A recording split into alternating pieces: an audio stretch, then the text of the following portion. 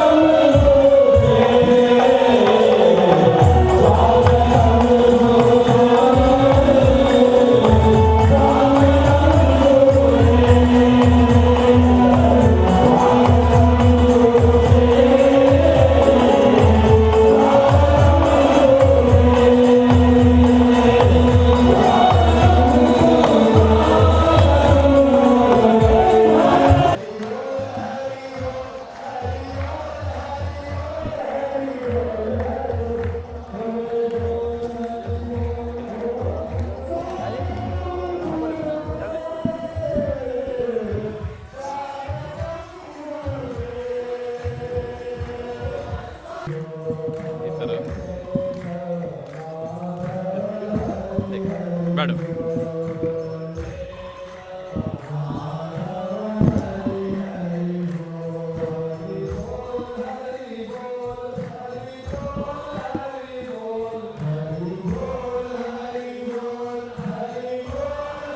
और बोलो, कोई बात नहीं, माफ, एक और चलिए जल्दी से, लेकिन हाँ समय का भी पूरा लाभ उठाना है। हाँ जी,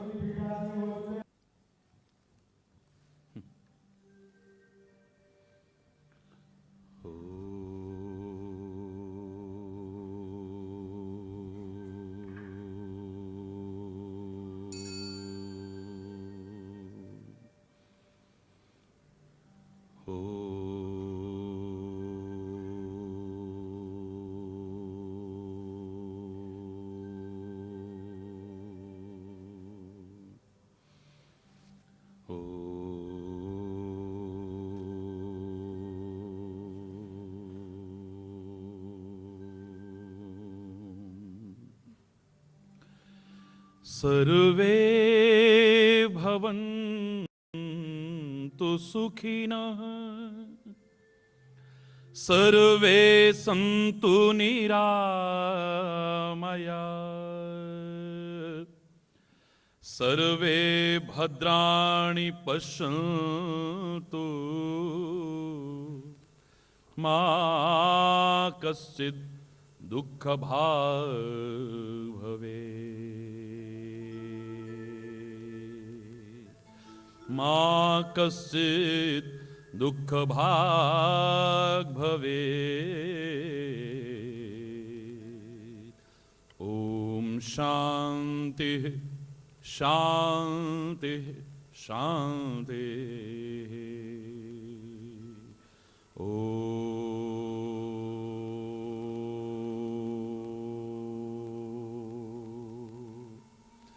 ध्यानमूलं गुरुर्मूर्ति, पूजामूलं गुरुपदं, मन्त्रमूलं गुरुर्वाक्यं, मोक्षमूलं गुरुकृपा। ॐ शान्ति शान्ति शान्ति।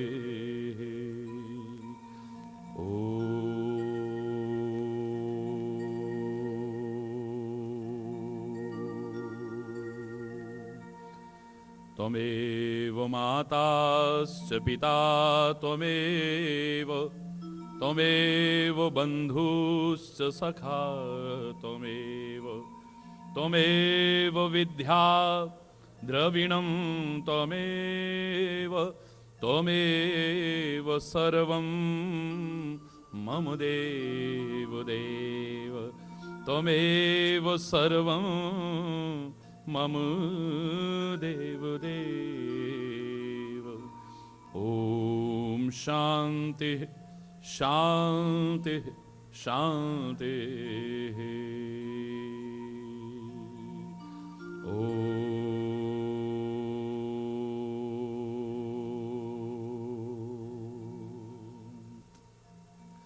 हरि बोल हरि बोल हरि बोल हरि हरि बोल, हरि बोल, हरि बोल, हरि बोल, हरि बोल, हरि बोल, हरि बोल।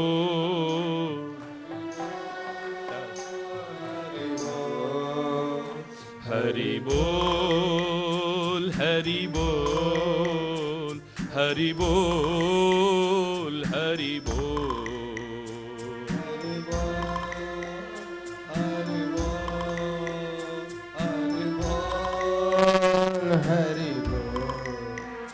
हरि बोल, हरि बोल,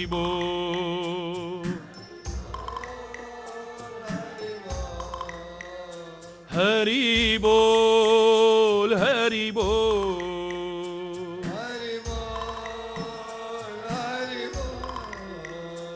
हरि बोल, हरि बोल, हरि बोल, हरि बोल।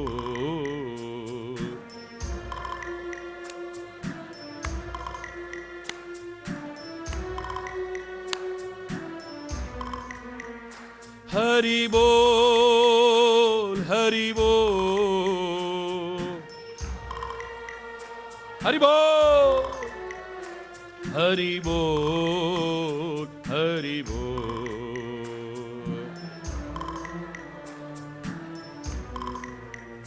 हरि बोल, हरि बोल, हरि बोल, हरि बोल।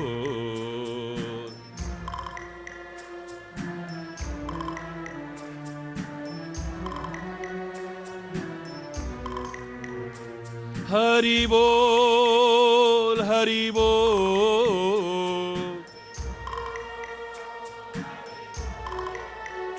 हरि बोल, हरि बोल,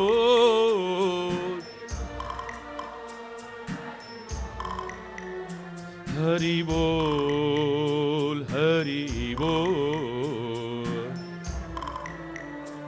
बहुत सुंदर। हरि बोल, हरि बोल, हरि बोल, हरि बोल, हरि बोल,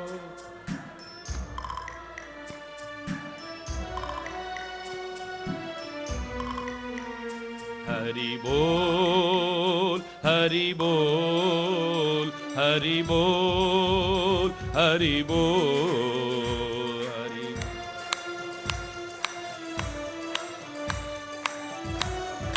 हरि बोल, हरि बोल, हरि बोल, हरि बोल, हरि बोल। सारे बोलो।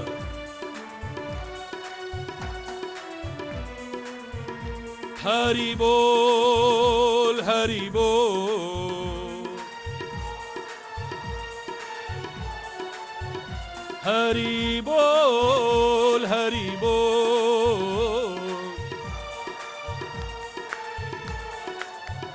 हरि बोल, हरि बोल, हरि बोल, हरि बोल, हरि बोल,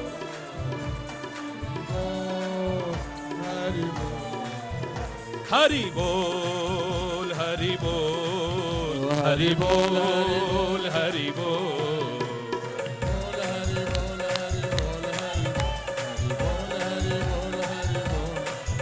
हरि बोल, हरि बोल, हरि बोल, हरि बोल, हरि बोल,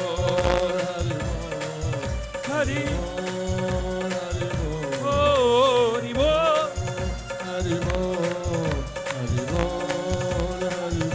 हरि बोल, हरि बोल, हरि बोल, हरि बोल, हरि बोल, हरि बोल,